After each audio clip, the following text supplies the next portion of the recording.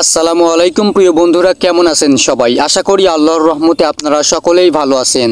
আজকের ভিডিওতে আমি আপনাদেরকে দেখাবো কিভাবে আপনারা একাধিক ফাইলকে একটি জিপ ফাইলে কনভার্ট করবেন। শুধু জিপ ফাইলে কনভার্ট করা নয়, আপনি চাইলে সেই জিপ ফাইলে পাসওয়ার্ডও দিতে পারবেন।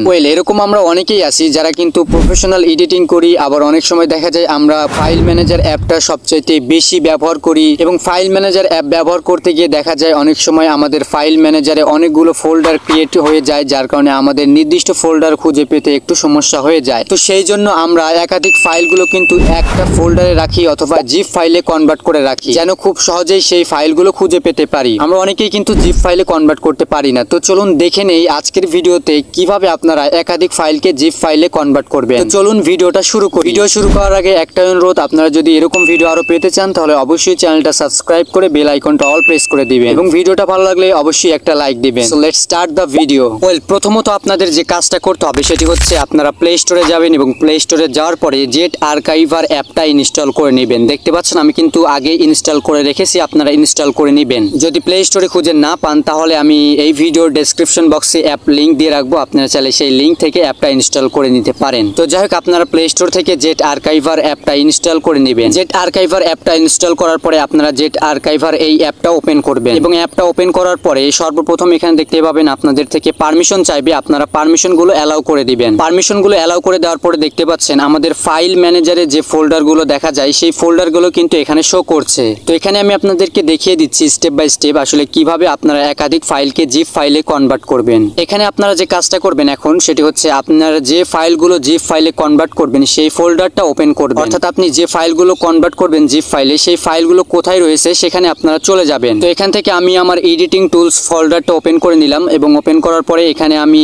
ইংলিশ ফন্ট ফোল্ডারটা ওপেন করে নিচ্ছি। তো দেখতে পাচ্ছেন ইংলিশ ফন্ট ওপেন করার পরে দেখতে পাচ্ছেন এখানে অনেকগুলো ফন্ট দেখা যাচ্ছে। মূলত এই ফন্টগুলোকেই আমি জিপ ফাইলে কনভার্ট করব। তো আপনারা যে কাজটা করবেন, যে ফাইলগুলো জিপ ফাইলে কনভার্ট করবেন সেই ফাইলগুলো এখান থেকে সিলেক্ট করে নেবেন। আপনি যদি এখানে চাপ দিয়ে ধরে রাখেন একটা ফাইলে এবং যদি মার্ক করতে চান তাহলে কিন্তু মার্ক করতে পারবেন না। আপনি যদি একাধিক ফাইলকে এখানে মার্ক করতে চান তাহলে যে কাজটা করতে হবে, এখানে ডান দিকে উপরে দেখতে পাবেন তিনটা ডট আছে, এখানে ক্লিক করে দিবেন। এখানে ক্লিক করে দেওয়ার পর দেখতে পাবেন উপরে মাল্টি সিলেক্ট নামে একটা অপশন আছে, এখানে ক্লিক করে দিবেন। তারপরে এখানে বাম দিকে দেখতে পাবেন দুইটা টিক আছে, এখানে ক্লিক করে দিবেন। তারপরে দেখতে পাবেন সিলেক্ট অল নামে একটা অপশন আছে, এখানে সিলেক্ট অলে ক্লিক করে দিবেন। তো সিলেক্ট অলে ক্লিক করে দেওয়ার সাথে সাথে দেখতে পাচ্ছেন আমার সবগুলো ফন্ট কিন্তু মার্ক হয়ে গেল। তো এখন আপনারা যে কাজটা করবেন, এই ফন্টের উপরে বা এই যে ডান দিকে দেখতে পাচ্ছেন মাঝখানে যে কালারগুলো হয়ে গেছে এই কালারটার উপরে বা মাঝখানে চাপ দিয়ে একটু ধরে থাকবেন। চাপ দিয়ে ধরে থাকার পরে দেখতে পাবেন নিচ থেকে কিছু অপশন চলে আসবে, যেমন দেখতে পাচ্ছেন কম্প্রেস আছে, ইনফরমেশন আছে, কপি, কাট, ডিলিট, শেয়ার, এই অপশনগুলো আপনারা পাবেন। তো এখন জিপ ফাইলে কনভার্ট করার জন্য এখানে দেখতে পাচ্ছেন সর্বপ্রথম যে অপশনটা রয়েছে কম্প্রেস, এই কম্প্রেস অপশনটার উপরে ক্লিক করে দিবেন। কম্প্রেস অপশনটায় ক্লিক করে দেওয়ার পরে দেখতে পাচ্ছেন এখানে আমাদেরকে জিপ ফাইলে কনভার্ট করতে বলতেছে, এখানে আমাদেরকে ইনফরমেশন দিতে বলতেছে এই জিপ ফাইল সম্পর্কে। তো এখানে আপনারা প্রথমত যে কাজটা করবেন, এখানে এই যে উপরের নাম দেখতে পাচ্ছেন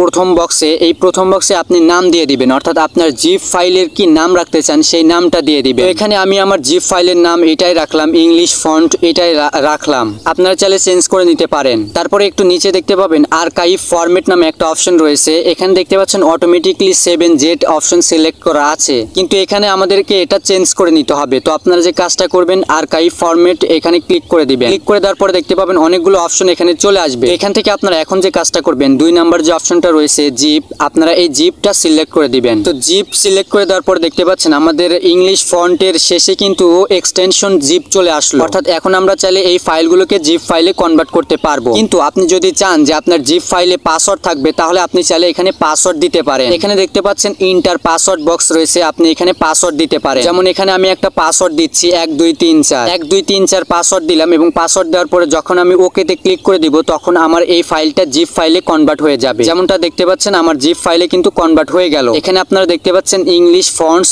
ডট জিপ এক্সটেনশন দেওয়া আছে, অর্থাৎ আমার এই ফোল্ডারের মধ্যে কিন্তু এই ফাইলগুলো কিন্তু জিপ ফাইলে কনভার্ট হয়ে গেল এবং জিপ ফাইলটা কিন্তু এখানে দেখা যাচ্ছে। এখন যদি আমি আমার ফাইল ম্যানেজার অ্যাপটা ওপেন করি এবং ওপেন করে আপনাদেরকে দেখাই তাহলে বিষয়টা আরো আপনারা ক্লিয়ার হতে পারবেন। তো যেমনটা দেখতে পাচ্ছেন এই যে প্রথমে কিন্তু চলে এসেছে আমার ফাইলটা এখন যেটা ক্রিয়েট করলাম। তো দেখতে পাচ্ছেন এটা কিন্তু জিপ ফাইলে কনভার্ট হয়ে গেছে।